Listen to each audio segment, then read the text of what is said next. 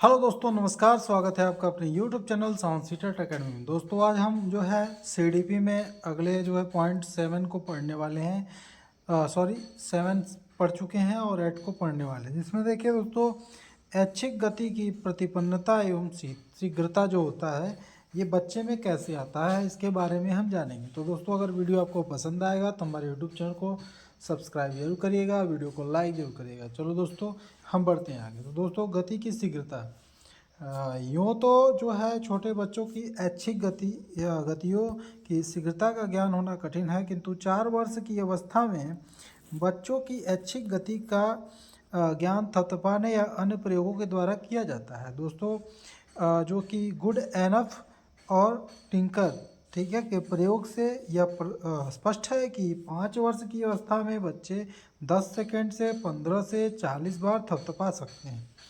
तो दोस्तों बचपन में इसकी चाल से अत्यधिक विकास होता है। विभिन्न प्रयोगों से यह विदित होता है कि 6 वर्ष की अवस्था में 30 सेकंड में 115 बार जो है थपथपाने की क्रिया होती है।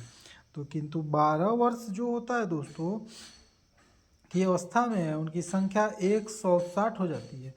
यह संख्या दाएं हाथ में थपथपाने की है, किंतु दोस्तों जो कि बाएं हाथ से 12 वर्ष में 140 बार थपथपाने की क्रिया हो जाती है। तो इसमें लड़कियां और लड़कों की अपेक्षा श्रेष्ठ होती हैं। गेट्स तथा स्कॉट के प्रयोगों से यह भी स्पष्ट होता है कि पूर्ण पाठशालीय बच्चों के में क्रियात्मक विकास सुचारू रूप से हो जाता है। दोस्तों इसी अवस्था में सूक्ष्म तथा सहनियमित ऐच्छिक क्रियाओं का विकास होता है। दोस्तों गति की प्रसन्नता, ठीक है दोस्तों, इसमें देखिए गति की प्रतिपन्नता जो होती है, बालकों की ऐच्छिक गति की प्रतिपन्नता की जांच कई मनोवैज्ञानिकों ने की, जिनमें वेलमैन का नाम विशेष रूप से उल्लेखनीय है। तो उसके प्रयोगों में स्पष्ट है कि पूर्व पाठशालीय बालकों में ऐच्छिक गति प्रतिपन्नता अत्यधिक देखने में आती है। ठीक है दोस्तों,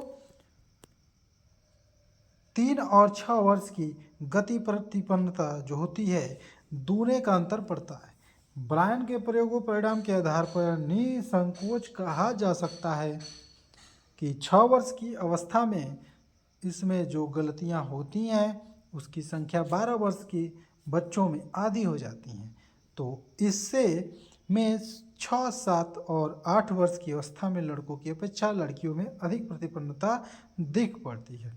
तो यह विकास क्रम किशोरावस्था तक दिखलाई पड़ता है। ठीक है दोस्तों, ये आप हमेशा ध्यान रखिएगा। अब इसमें दिखाया जा रहा है मूठ शक्ति जो कि स्ट्रेंथ ऑफ ग्रिप, ठीक है। बच्चे की सूट शक्ति होती है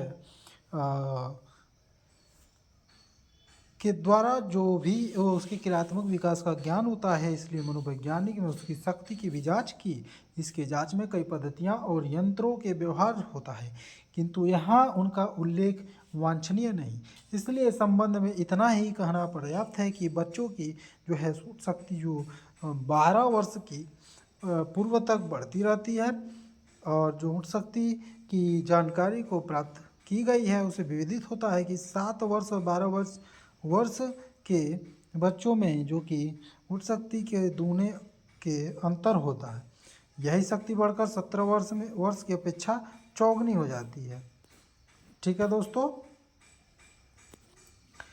अब इसमें देखिए दोस्तों यह विदित है कि चौगुनी जो हो जाती है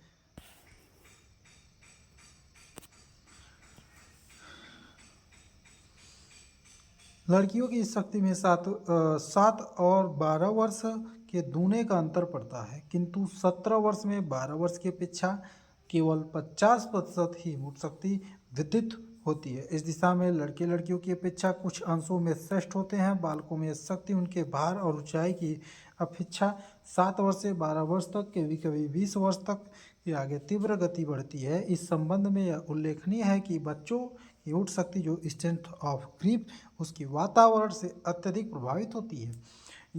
यहाँ यह भी व्यक्त कर देना अप्रासंगिक न होगा कि यद्यपि बच्चों की परिश्रांति को जानना बहुत कठिन है, किंतु प्रयोगों से मालूम हो सका है कि उनके आधार पर कहा जा सकता है कि 6 वर्ष से 9 वर्ष तक थकावट अनुभव करते हैं, किंतु 9 से 12 वर्ष तक उनमें परिश्रांति